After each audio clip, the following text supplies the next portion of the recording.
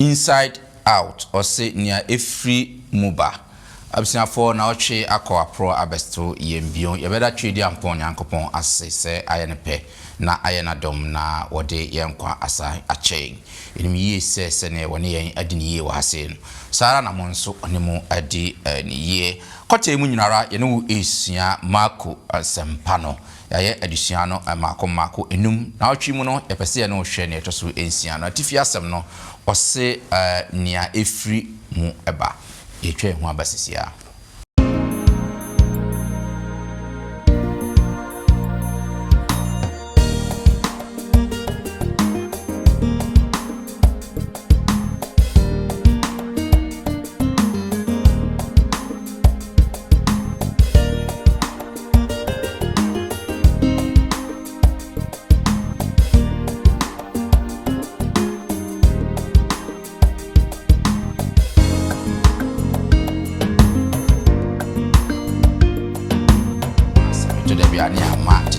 Tradition and never be a tire na a creep into the chest. Oh, yes, or launching all your near the Nina, I be a tradition, and then be a near woody and also name of the free Pacuma Mubani. And yet, the anity say, Proku and no maybe wash us a more money, a palm. I see a feeding column first. It is a feeding column first, then it means that there will be a second, there will be a third. Abusia for adofo no mo amohwe ni mo amotie nyinara ye mamunyina akwaba ye na me ngaji nkopa Yesu Kristo nso de nchi asonko edi mamunyinara ye besan Adam asesonko kwan so se de biarada mo de mafidie edi to London Ghana memenda kwan for Sabbath school na fe chosemo pense mu kote munyinara ye no eye edusua asonko eye Marco ensempa no ene maboafo no aye krado omo beboa na fe na otwimu adusua to so nsia no ye de apremo ansa na meyi o machirem no ma yenkutie nyumomra.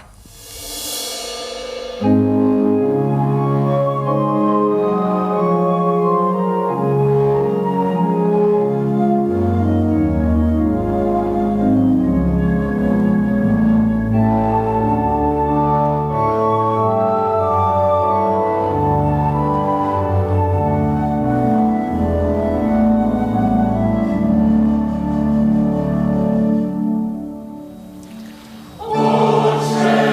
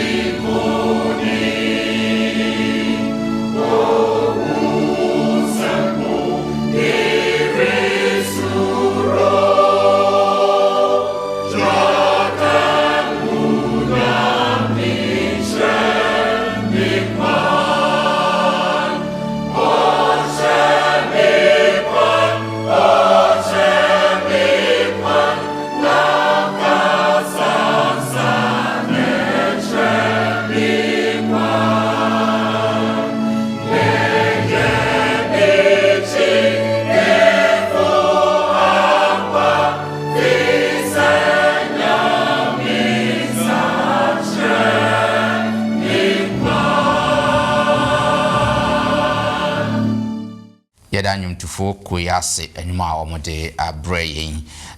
amemfa sa akonya yi nso na memfa asede mu odru emfama womo a omoso yasene na yeyesa adwumadie ya omode ko hwiase afana nyina baako 3ABN Ghana TV sadma koye TV adwuma ankrankra wafade ato omo so na yeyesa asem ya omo show on omo channel na fe ekowiase afana nyina ebia na meka say no krampo na wote ho a wo hwe mesrew enam say ankrankra na bo omo miamia omo mfidie mu nti eya na sikasem na eden kakra se wo mo abi kakra bi apeso de bo atire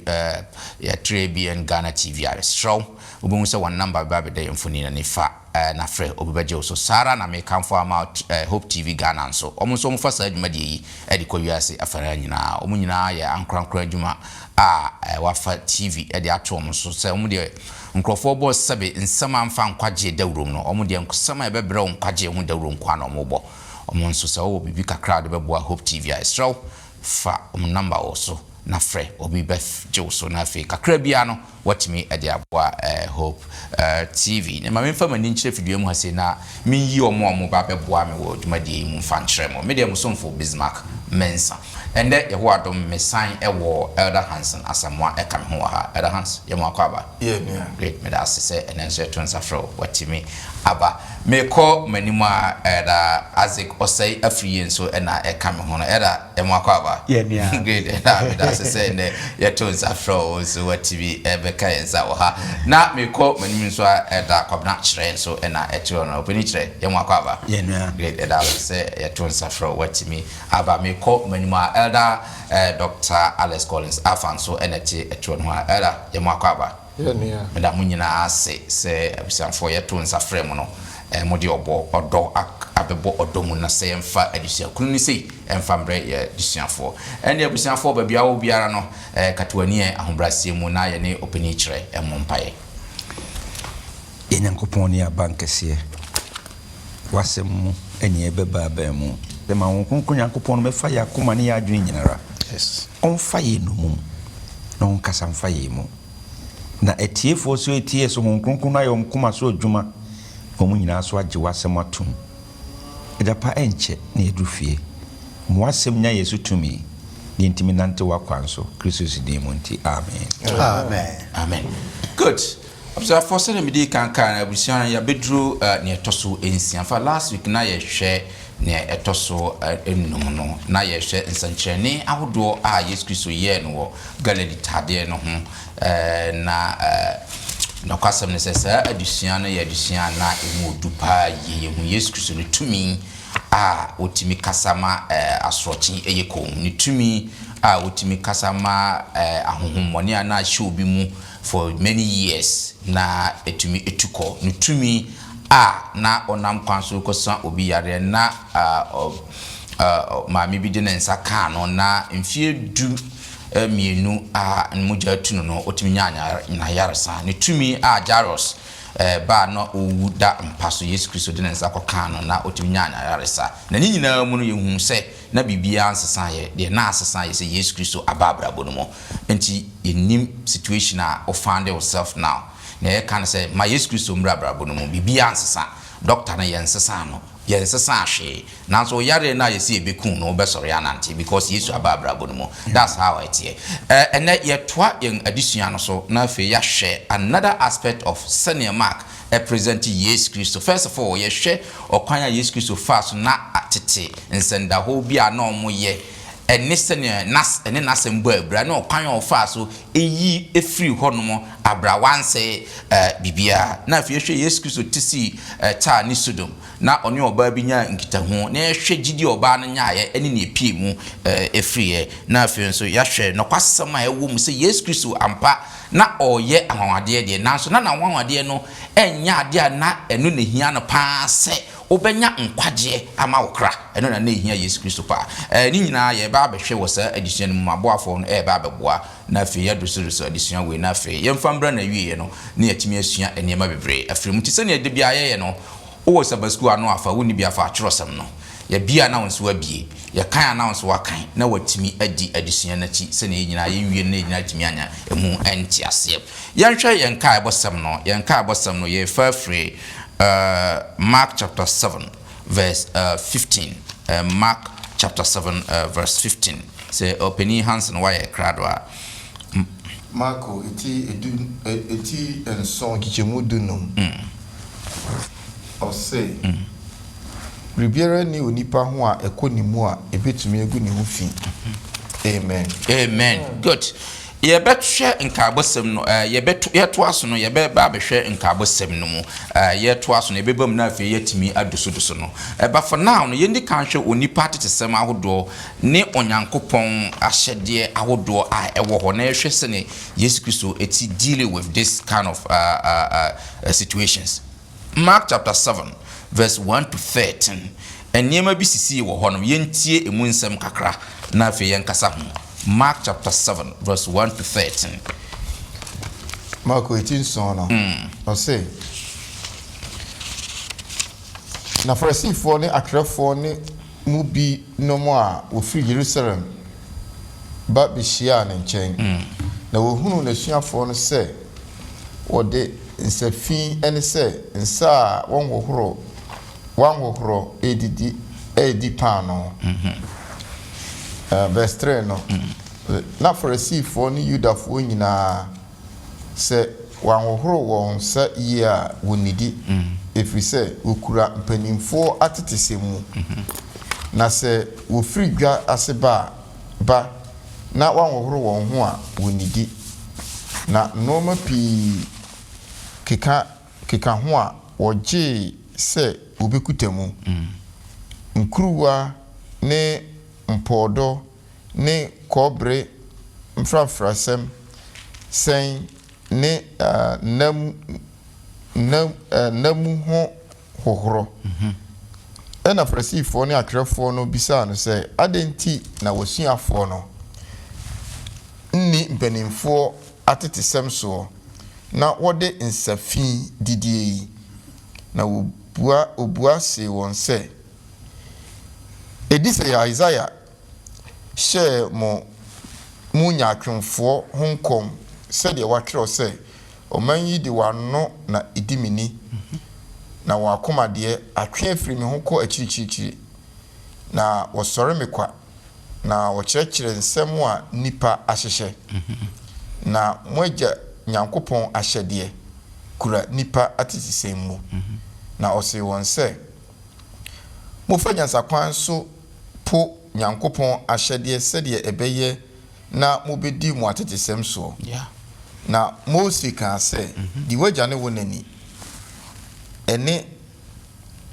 deɛ ɔka agya anaa ɛna ho sɛmɔne no owu na manunguo na mo deɛ mo se sɛ onipa bi si n'agya anaa ne na sɛ ade a anka wodi benya me ho mfasoɔ no ye korban ene sɛ wodi ma nyankopɔn a na momma no nye bibiara ma n'agya anaa ne na bio na mode mo atetesɛm a mo kyerɛkyerɛ no sei nyankopɔn asɛm no na noma a ɛte sei yenum nyina pi na moyɛ. Amen. Eda afrie ma memfa nhyɛ asɛm firi so atetesɛm ene onyankopɔn asɛm ne sene Yesu Kristo esi hu saa de ya ombɛyɛ ho complain na ɛtesɛn yo mina Bismarck me da se say addition we ye addition ho hia pa emayen na asama Yesu eka na say ade a ekɔ wanum no endiva engu hu fi te se de free wanum eba in fact ne Yesu Kristo nye se o ka se ni se ye die huni ana se on ka haji ho asem every say momien hwe na nsen kra de si ye ahonidie in fact se covid ba ade ba ko pa na prevent for disease to spread no say ye be hohoro yensa ne sa ne ma ahonidie nti asema Yesu kan wa hase no enkyere se enisi yedi ehuni ana se enisi yedware ye ho ana se bibisa na emom de na Yesu pese o kyerɛ ne se de obo ho ano na okoka kyerɛ okokotu Isaiah no nse mo de makoma mode mano fafa ene yima ye no but makoma enye dan in okay mommy and traditions or some of the traditions about bisi ho instead of God's word. Na addition me na me ye search kakra na me pese me hwe traditions asabre ewura safo no mu a enu nti ahye onyankopon asem so a enu nti ntimi ma ne enye ye. In fact aduane a yedie ba ko na ba ko ka se Easter say Easter sia eni sia we enam no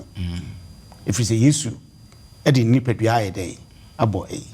but Yesu asema Yesu asenua okoye no enkyere se e wo se yindi enam no so ahu na omodi bia be hye ho se Easter egg na free hifa ne bae ni nyina be tradition se e wasafo no osan kan bibi fa Christmas ho Christmas nso be tradition Christmas tree if you hifa ne bae na say in fact SDF for bi kura church say mama white kura ka say e wo se itimi see Christmas tree for what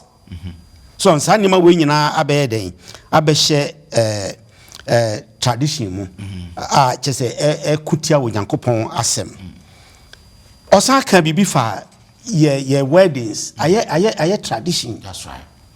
So na osan kire bi yin pan kura kire say sabre ya ye wo mu sisi a ye ma omu di ayefro na chi ne yi ntare a omu hihye sisi sabre omu nyina no abi na omu ye sabi omu hu nyina dey egu ho a wo Yankopon so aka kire say ye nhye ye ho eyi. Now na osa toa so esan kire bibi say in fact ade ba ko pa aye traditional as chi Onyankopon sabi na no awo form Sunday worship. A big tradition. That's right. Sabre we are singing enche kra bi kra ombe hye law say esu obi aso nkosiada. Yes. Ni nyina ekutia Onyankopon asem worship. So na otoa so a wosan kan bibi say sabre enema bi abehya safonum ti say anointing as you for the sabi we kwaya faso no but in the Christendom no just say enukra hu sika kra wo gi asofo no gi ansa na ya saw yare so kota anointing oil ni ade ni nyina abeye traditions abeye dey abeka safono ho a ekutia Onyankopon asem. So na o trust wa chen say sa traditions we mu nyina no nya no na eka Onyankopon asem. If you say kan Mark 7 19 to 21 no eka say eniama bi wo hono a eni na efri mu ba egu ye ho fi say kebetimi anka ye be ma enua hansen wakan 19 to 21 na amayen na eno si yaka ho asem kakra Mark 7 no Mark 7 no 19 to 21 okay so I'll say verse 19 no if we say enko na kumam na eko oyefunu mu na efri egu ya nemu na oka say de efri onipa mu ba no eno na egu onipa ho fi na nipa mu won akoma mu na agwemone firi ba agwamansem akronsem awudisem ayerefasem enibire amumuyo asisie ahohwie enibone abususem ahantan ne nkwasiasem. Amen. Enti insese yebe dwin na fe ya tie Onyankopon asem na de ebeboa yen na ede edification abre onipa na onipa transe no ahwe wasom Onyankopon ye no ane de nti eniama wo ye a oka ho enibre eni sa eniama wo keka ho asem nyina. In fact call Galatians chapter 5 verse 19 to 21 and also can say nipa wo ye sa eniama wo ye a sebe asopani hasin kan ma ye wonya osoro ahimie so nti no the person chen say eniama se yen hohoro yen sa ne sa eniama ne ma no nya no mom ne hia na emom Onyankopon asem a se ye be ye na pede no eno na ehia se le be ya ye diso a ebe boa yen ama yetimi anya nkwaje yo me da so opini why are there pa say opini hands me da say that I mean shira say this particular passage synopsis gospels no epic a few of them but one of the most controversial passages a ebitimi enya wo Bible mu a also a lot of misunderstanding. Nipa adwenti ase nti ama yenti ho ase bi mo chechire mu enti no Yesu kura nam so abeti aduane nyina ho enti sene na opani chechire mu no nti kakra bi amede ka ho ne say the issue arose on tradition, not about which food to eat and which food not to eat. And yet, and one sem na Yesu waka. Tradition na no mo kan one sem no. Any Bible mu ba bia. Say, oko yiba be ohro na nse ni ade no. Even in the Mosaic laws no. Enim. Ne na ewo ho no eye asofo ene lewifo no. Ena na emra wo ho ma wo mo say before ombekwa ko serve in the sanctuary no. Omo ritual bia na omo de hohoro sane omo na ase. But say itimi trebeka nipa no nyina ma ne be ye tradition no. Yesu kan pain say it is not even God na de ma wo Mosaic laws no na waka say bia no sa amra no kura etwam. Wo mo atetesem. It is not for hygiene. Say na hygiene ko a Yesu ho no nso wanya no wanka say mamo hohoro mo nsa. But the aspect of it na spiritually unclean, ceremonially unclean. Say, my nya menye clean. Ewo nyame anim anase mesum no. Enna na Yesu say, nyame kra na mede maamo. Eye atetesem a modi akire. Enti okotu Isaiah say, mode mo anofafa enna edimene ba makoma de enime ho. Mutietie ni mo kirekire na nipa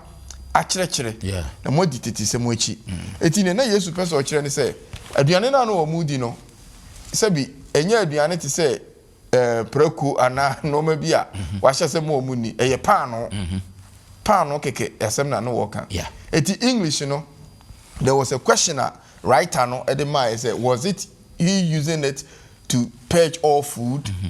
question mark but you know can say na or can we the atinuane nyina ho that is wrong. English no was a question mark it na or can we the atinuane nyina ho ana the say na porter bisa no aka there be that certainly not because a pan no na no mudi pan no minhu say obi anya pan no so obi di na wakọ ceremonially na okọ na asene ne someone say obi di pan no but because na ya 70 na no mu bisa ti na Yesu person o kire ne say sa ceremonies of meko hromo insa makwa abonten na unim say giwfo no mko abonten kura na say omo ko so bibia mu a na dwen ni say amama mu ni bia ne ho nte abeso saade enum no nso akoso mti obeduru fi a kwa bia so no esese ohoro ne ho eno na Yesu peso yi firi ho na ne elder kenkan ma ye kenkan na ye me den say no ma ye dwene ho yakoma mu a egu ye ho fi no it was all the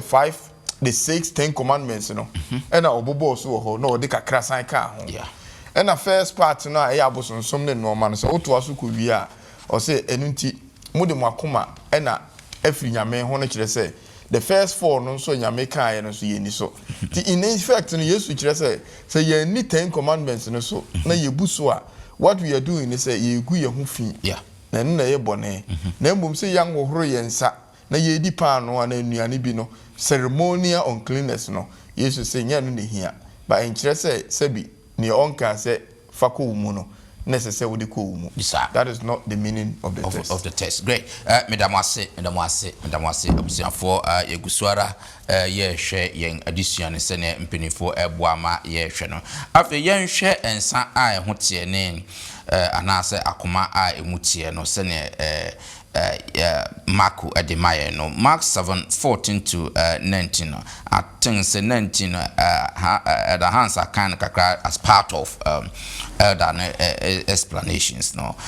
but young kind from 7:14 to 18 no na yen hwe asema ewo ho no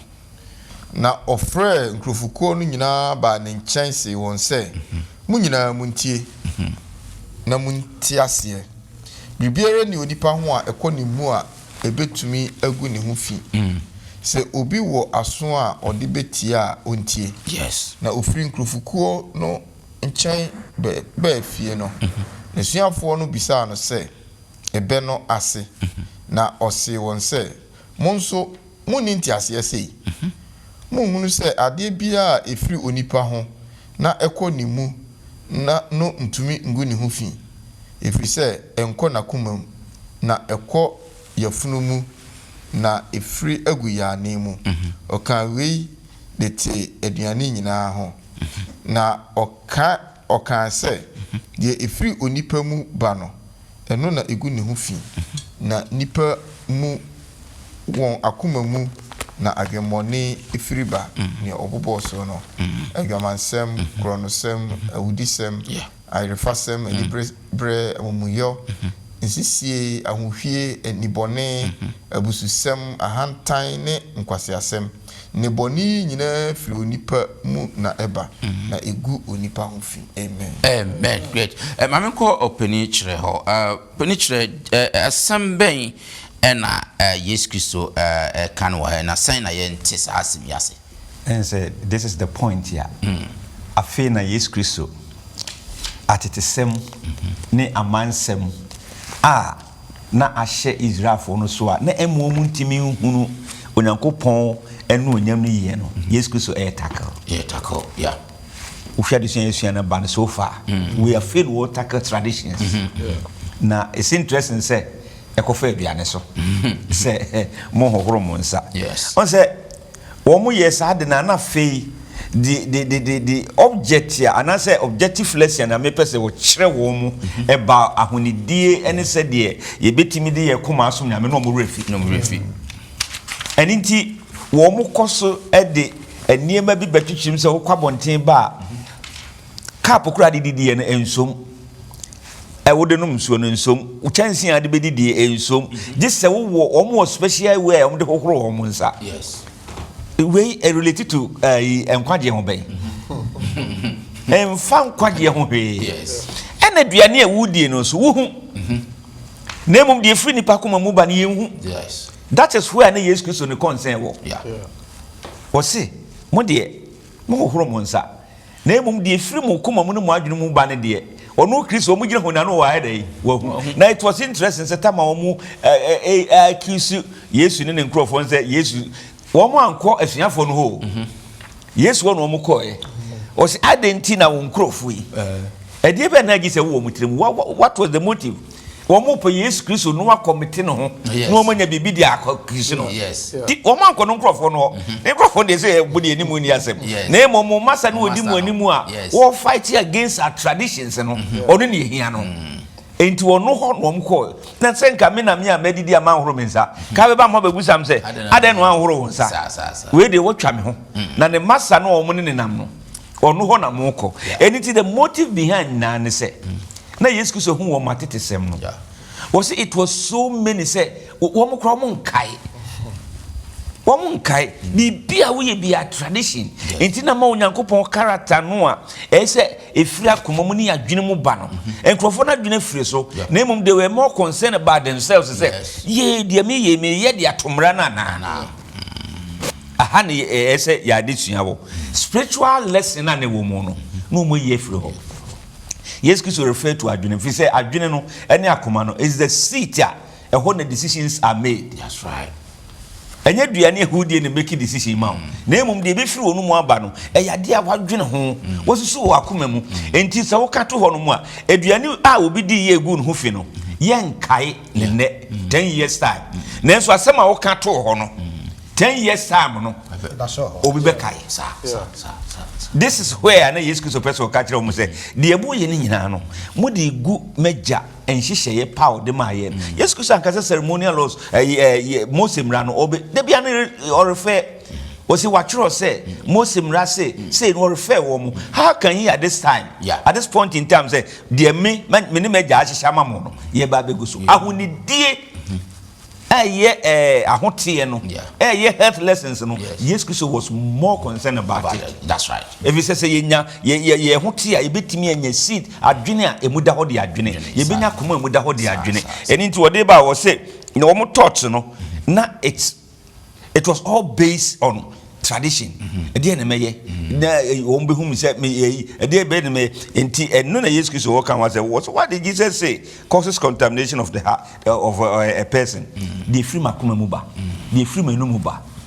ede ye ni nei ye de to ho no mu a 10 years 20 years obi kura ni ayi a obeka say emre bi na letting Ghana for your program about this wo mu kan bi fa ho na enso aduane a ye di ni nanse nipa kro wa hanum kra won ka aduane a ye de ye di enti onyame no mo ye na emfa ya akoma ne ya adwene nyina ensi onyame asem no so odo wo mu no kura wo mu no na enya tete se de me nu kan ye no nema bi a na ye no yenyini nyina emfiri ho na yemfa ya adwene ema Kristo yo me da se da che wa ya de pa busia for yegusuara ye hwe tete nsema ne onyankopon asem to da bia ne ama tete tradition nema bi ayeta ya na akripu into the church na fe eno moma ba be kata onyankopon asem so enti eno no ukubusu a na ya fa na te se jama wabu onyankopon asem so na fe adane ntokwa eno na Yesu kasaba ye very careful so we know specific questions asked at a specific time with a specific motive. Jesus also gave an specific answer to that specific circumstances. Time where Jesus Christ ka hunidi asem, time where Jesus Christ ka niema ye ya e matano o ka ho asem. So don't misconstrue this nyankopon say emfa ho de wo hye, emfa ho de wudi, emfa no, enye ho asem na e kan. Be very careful, contextualize whatever the Bible says. Na one fa bia na afi wo de nam. Madam wase senior choosem no e kan no. Great. Yanko yanim na afi yenhwe abasam bi so e wo Mark 7:24 to 30. Asem bi wo hompropro wa mankraman no ho asem no. Crumbs for the dogs. Mark 7:24 to 30 no. An important lesson was our story no. Yenhwe senior is the yankan Mark 7:24 to 30 no. Okay. Na osori free hoko Tiro na Sidon fam. Na oko efie bi mu. Na wampese obiara tie nanso wentumi enhunta. Na amunum hwa oba bi a ne baba kuma bi wo honhom fi tie ne nka no. Oba behwe ne na ase. Nanso na oba no ye Helani na wo mu oye Syrophoenician na osre no se ontu nwomone no mfiri ne baba no mu na Yesu se no se mame ansa na enye fese wofa mma aduane toma nkraman mma na oba no buase no se ewom Awurade na nkraman mma a wo pono no ase no nso di mmofra no mproprowa no bi na Yesu se no se asem ye nti kɔ honhomone no afiri obaba no mu na okɔ ni fie no okohunu se honhomone no afiri hɔ kɔ na ne baba no da mpaso. Amen. Amen. Great. This is great from Tan or Sidona sa encounter with Kobai. Obibeka said this is the first time Obini Yesu Christ any argument Nipano seems to win the fight. Yes. Arthur, Sasimi saying. Yeah, medal send your throw for the kind or say it appears that this is the first time a woman and Jesus have an argument. The woman have won the argument. Yes. A powerful story, Mark 7:24 to 30. On say na osha baby a woman is free. Woman no ya mama ni Gentile. And na a misconception na Jew for no a fa a mama mu for no. And the abdiciane say yes Christo akokuru bi so. No koye no pese baby okobia or pese or that's the crazy or ye we on pesa man for be bono dede. Nanso emra woman na onye Jew ni oya mama mu ni. Wow. I be kasa mama mu for the nkomo nyi awrade ni o. But the moment of taste Yesu abape no onya gidie bi say o how bi owom no Yesu betuma ya ma no. Yes. Enti adisiane kire say ko Yesu anim na o ka say me pawacho homemobɔ me baba yare san yare. Na asama Jesus kind they be expanded one because a lot of confusion about amount for bridge say oh say pana Jesus kind oh checking from a literal year na be a one for bua ma woman no but yes catch woman say aduane say yedi kan edi aduane no man kwala no esi feeding kwala no first and sane edi aduane na aka no ama nkraman na bible kire say word o use for kraman no o use kraman a otifie when you say strain door ne nam abonten na woman no te sa response na ba no say oh eja say sana wo kan dia then even any gisem because you are not saying say aduane ne ye the man kola nko a wo say e feeding kola no first it is a feeding kola no first there then it means that there will be a second there will be a third it in part cho for me second no that's right na say feeding kola na kola no omo me a aya enkraman ma no chese table ase am proper one no ya the video mo now this is where we see powerful faith say oba oya mama mu ni onye ji oni o ne ba yare demon ohunhun boni a hye ne ba no soma na woman no wo gidie wo awurade mu say awurade say yenye wo full power mpo o power no nkitenkite na propura gu form no is so powerful say me ba na demon are taking control na bit masa na yare then woman no faith about the full power of Jesus saying yes I don't know me hana edusiano wo or say impom proper one a bet buagu table asano a bit masa me bana yare one so or how ben also the edusiane canono say onyankopon to me is so powerful say even the crumbs free mobano a team drive away demons or how be a way so many piano say the boy nyankopon anima onyankopon betim agye now going back to response now Jesus the maya no say would expand here additional say that was the mindset of the people around no mu Jew for no who Gentiles for no say so omon say omaye sen kraman bi and Jesus made that statement not because or reaffirm it but Jesus was making that statement to dispel that perception no more about Greece for no Jesus said say obia ye ne ba it doesn't matter baby ani pani free it doesn't matter so ya mama mu ni anase oye kromani obia ye onyankopon ba enu nti na aduane no wanye se o limite o ma woman ne bi me that say episode peniche person and so you dey me pa say o break that taboo no na wo say Jewfo ne amamemufo no hia won say just after say what they in Sauro no ba ye no and o kwa another tradition o break that no say e ma kra na wo mu ni kwa kra so mba yes Christ nim even Jew ni ba kra no wo mu ye bibia wo mu wachire ba bi kra now so look at how yes Christ set this as a lesson to one disciples no Momo kodi di yesi mo ahohoro mo nsa nti afi de me de silence we so ba na me de akire mo se obiara ye ba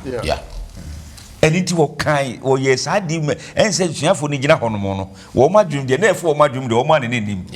se me akire mo se nya mo nko am ni nyame ma se de doctor rende ye no na mo nko am ni nyame ma na ye nyina yeah, me de kakra ka ho but me de no me take no ayi kakra say yes on say enkwagye enti no se bibi biara ebeto wo ayi mu ese wo bre ho ase e she onyankopon to me yes asafo ye wo mu yi no sabio ye nyina agidie enye pe dabe wan hwe ya na obi aba be kasem bi a kyerɛw was the system no obeka kire me nti no asoro kwa me mejai because president osei ebeye obey didwuma bi wa ha na o kire se ekwan nipa free asafo yi mu no eye nsem a ye ka kire wo mu about 80% omo free asafo mu na the elder echechire mu sisi obey asem a Yesu ka kire no na se ka odi abufo kra ye dey e free Yesu animu no ye dey okọ na so odi abufo free Yesu animu ekọ ya ne ba no be nyankwaje ne ba ni nyankwaje so elinti yanwum bi am say kumase omo singing group was say that chinkwaje nti e na me ye dey oh bibi sa be reveal kakra o se dachi nkwaji nti na me de me hu nyina nti de ebetu ya kwamu nyina wo yinyamso mu no mumye mre ho ase na nkwaji nti no emma do bi be ka kyew emfiasa emu abam emfiasa funu na mo yenkoso nyina na dachi bi ebe gina akosi awie no nkwaji no be yeden I think say this part is very very important empenifo aka nyina I say yeti ase say baby mo afasa asem we e dey criticize who Jesus is obgrate me mo Jesus no a odi na chi no otufo ka kire obi so ye kraman. But you have to understand say when we take the Bible and we read read ebi mo culture ebi mo asem o mo kan some time ago long time ago sa ade no ya translating into another language for us it yen so say as we read so can say nkraman yemfa man kraman no one say yedika kan no nkraman no was referred to as Gentiles by the Jews. But number two, the reference is not a direct statement of kraman say na or kan one say. For instance, ye kasa se na oba menim na obeka me no ye kasa ya na me kasa oh ya no kwaku ya gine kwaku enum meanwhile na wo kasa does it mean say we kwaku no eya bebusem eya language a oba no te ase abebuo mu and ono so anza no wa abebuo no it when we are taking it literally you be a mistake it sometimes the Bible as it is it was most of the conversations were said in abebua sa for no mo te ase because ye ka asem ye ka asem bi wa ya himfi akese mu a na se nke ye be kiro ni nyina ma ye a wan wi anka kasa atenidie because omo fira no ntoma in different way so we be kira ase into another language it changing the meaning no kra it yen sha no so asem na Yesu ka wo no he didn't mean to insult the woman but na eye abegusem a oba no te ase nti ono so anza no with faith and abebu. That's right. And am I who is because of translations into yo madam say my yensa edama yen to aso na yen koye nim yen so tetrema entumi nkasa. There's another system B Mark chapter 7 31 to 37 no yen hwe no so ni Yesu eye o hwan na de ne bre Yesu na de na Yesu Kristo eye nipa no na ofri Tiro ahye so nam Sidon ba Galilea po ho fa Decapoli ahye so na wode ositifo a oworo dodo bre no na wosre no se omfa ne nsa nto ne so na ofa no firi nkrofukuo no mu ko nchen de ne nsa tia be hye na sum na otentasuo de kan ne tekyerema na ohwe srugu ahome na ose no se hifata ene se bue na so bue na ne tekyerema homa no sane ntemwa na otumi kasa yie na obra won se won kan kire obia nanso oka no okoso bra won no na woko so paimuka na eye won ahodwiri broso na woka se waye no ma nyina yie o ma sutifo ti asem na o ma emum kasa amen good yancho de ben infoni na sa particular asisem yi etwatwere you me that say say asem na nkasa kan na asem dada there is a few emerenti mamenye very very snappy there is a few things asem a yekin kan Yesu aba krobio e wo Decapoli ho ana omode owura bia wontimi nkasa na sonso asi enti two serious e won ho ono na so asi na at the same time ontimi nkasa enti no na omode na bre Yesu se onsane yade number 1 kana Yesu ye ho because we saw so many times asonde mu nipa bebre ho na wasane yade nanka nipa no ho atono but we there Jesus did something very different ofa kwa ni firi nipa don ni mu ni ono nko a ekogina enchen be bia na nipa no eni ho ana ode ne nsa hyehyɛ nipa kro na som ana otintasuo edika ne ketrema na owie ye no esenka hwa no nka okase bia maye kasa no osi Yesu hu egu ahomkukuo hwe soro na he breathed a sigh very very heavy sigh and sa okasa hifata and I say bui ena n'ani buye na somu buye ena otimi kasaye before yebeba ne bra na obra wo no yemra the process no so. That's right. Now say say Jesus has not got one process how they na there. And he said nora Yesu eya anwade through this way a intimi nhye no say ene onye ne sa way no. Ne onu hunu say ebeboa explanation bia reason why oye ne senia oye no. That is number one. Number two, again I'm going back to the fact that we are reading something from 2000 years ago. What was normal that time no and postmodernism any normal Yesu yenti say obi hunu say Yesu tintesu na odeka obi techre masoma ne kasa ya is ill yak enye bibia say na yebetimi aka enkyerese se bi ene ye ne namo ayigo yi ya tintesu emu no. What Jesus did no and again we don't have an explanation to why Jesus did what he did. But there was a reason behind it.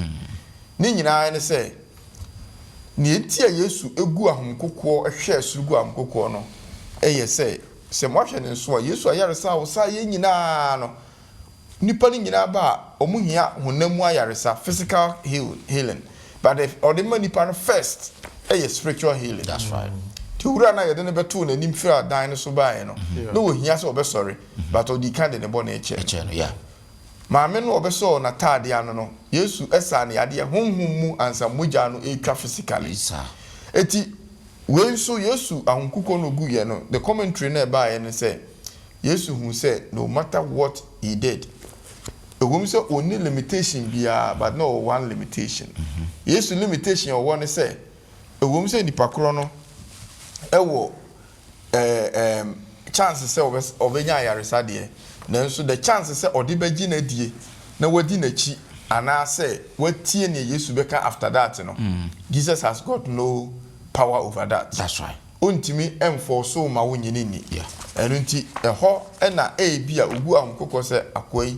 ne metimi anye bia maye nanso say obegi me adi machi de eye ono ankasa. Great. Yemra the last part no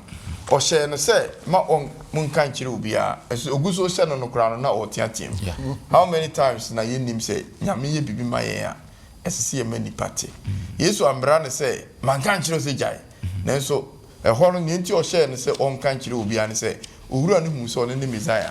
nanso na mmerɛ nso ye say obeda ne ho adi say me ne Messiah ne nti o share ne say on kana no ntum nanso ne nyame aye bibi ama no o kana no ntum a enye ye yemu bebre nyame aye no mo bebre ama ye so yakeka ya no atum adentira we don't see the need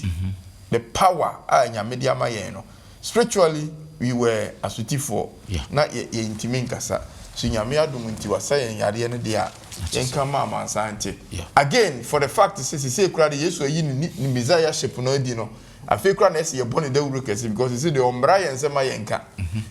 so afi kura na yaka ya no atum omo na sabre no wonya nduru ni Messiah ship ayi ne say okaso omo nka no omo kura na omo guso oka yenya wada na di say oye Messiah yenkonko ka no yeso yakeka ya no atum enunti say ye the opposite we have to say what the Lord has done for us. Great. Say yemre no ekopa ye but mamemfa one last thing na fe yemfa sorry yen addition no so ye hwe mawani panwa enye ho no watch out for bad bread no yen hwe no Mark chapter 8:11 to 13 no yen hwe approach by the Pharisees any the Cronto my disappointed with Jesus Christ. Yen share Mark 8:11 to 13. 11 kono o say na Pharisee for no buy na ofiti asie bisa no nsem hwehwe ne nkyɛn sankyerɛne a efiri soro de so no hwɛ na ogu ahome ne honhom mu ka sɛ adan na nemai hwehwe sankyerɛne no kura mesemo sɛ wɔn mam nemai sankyerɛne biara na ogya wɔn hokɔ kɔtena kodoɔ mu bio kɔ asuogya no ho a verse 13 yeah, no, first you are. Yo, elder elder so wo hwe asɛm a asi wɔ ha sei na na mfoni bɛn na wo twa kyerɛn wɔ ha sei say Pharisee for Yesu nyanra na mo hu no Yesu ayamamade ahoro bibre a che say bibia ni ho a che say Yesu Kristo onye Messiah no wayen sencheni ahoro bibre de sencheni bi na mo be asa na mo aginadi na sadie we ye ade bi a enne wiase ayi we no enipa bibre nyi Yesu Kristo ni because enema obeye na omofo say enye logic and I say it needs scientific proof ama nipa ayede ama yetimi adi in fact ye nyan sencheni bia sencheni na Yesu Kristo aye no enough for us to have faith in him na the American acquisition say enema bi ti say Yesu Kristo me fan say ayaresa asopani hansi kan ho asem ewo Mark chapter 7:38 elkra ade esiye no munyina muhui abrante na kan ho asem ache mura hu de Yesu Kristo etimi de na ade we ya na o kan ho asem no enchechire boni a eno so ebewura asafo ama omonyi into okase watch out for the bad bread na or count the unleavened bread ni ayina aye enchechire ahoro bia ewura safo no mu a ema omonyi Yesu Kristo eni dina Yesu Kristo ebo mo hokoko se kan 14 to 21 na ebehu de kan ho asem Yesu Kristo say mon kai say me de pan no kitu bi efidi 5,000 people na sa 5,000 people no kra na yede a man ka ho mema no mudi say leftover no say contention e kechiri the same thing 4,000 and so nipa 4,000 na efidi o mo no then e see Yes Kristo ene ewiase no science for etimi ka say ebetimi ebede ne betimi aye say Yankopon di nansia ne bo wiase ebede no proof na asem osi ya making mare hopa because if we say ye akwanfo asofo bi kura no eje tum kura say enema bi a Yesu Kristo ye no ontimi nye Yesu Kristo bede no otimi di nansia bo wiase so muka said there was a gap ni niema horobi yedi niema bi eyi ano enchecha horobi ekoso wiase mu a etwe nyame ma efri onyame asem so na no na Yesu Kristo eka ho asem se ye hweyi na sancheche ya ebe no amoyen antwen fri onyankopon ho ade ba ko yesi hu ni se obonsam bai so bekum na wasai eni ti wodi niema horobi bri ndi onyame aye bia na odi counterfeit ni niema horo bebre ebebam ama enipa bebre ahwe ye nkwaje ewo Yesu Kristo na no ho asem titu pa na o kan wa ha emori ye kan say morika no so eye enchechira horo a eba em say emrenti yentimi mboni nyina di back but niema horo bia ewura safunu mu no omienhwe ne ye na antwe amfiri onyankopon asem medam asem say yemre nenti na ke betimi ato aso papa yemre nenti no yede adisua na ebetwere ase abusuafo edam ase se mone ya yesa adisua yede abrewi adisua etoso ensian igusuara ye hwe mako enwoma no se ne efiri mu eba maboafo no aboa acheche niema bia na aye tradition na edi society no nyane asafo no nyane Yesu Kristo be break those tradition ebi ye niema bia na emfa osom ho hwe emfa nkwaje ho hwe na Jewfo no eye na omudi si onyankopon asam ho kwan ebi ye discrimination na Jewfo no ni amamamufo ni hwe na so Yesu Kristo ba ye ono omo enya nkitawundie na ni nyina ye nsanda ho ade a wo ye ede eche ye nyina ye adusua ede mayende be kosora ne atoa enwuma no esua no so next week ye de ne toso anso no ebeto am so katuani na mema openi kire enhira so kra emaye ejape da waseswa me ho kwai ama nkonkon abetra ye mu ame esua ohu ade de me sre ne se japatie fo betie fa koma no mo adwen omunti Kristo Yesu ase omunti wasem ase enkwaje nti ne nyina ye bre na daakye bi yɛkɔduru heaven a obi atumi aka sɛ deɛ mo kyerɛkyerɛeɛ ɛwɔ fidie so ɛna gye me nkwa onyame nka yɛn ho na ɔnhyira yɛn na ɔmmɔ yɛn ho ban na ɔma yɛ adwene ne ntumi mfa nsua ne ho nimdeɛ berɛ nyinaa wɔyɛ dimafo yesu kristo din kronkron no nti ne pɛ na ɛnyɛ hɔ daa amen. Amen.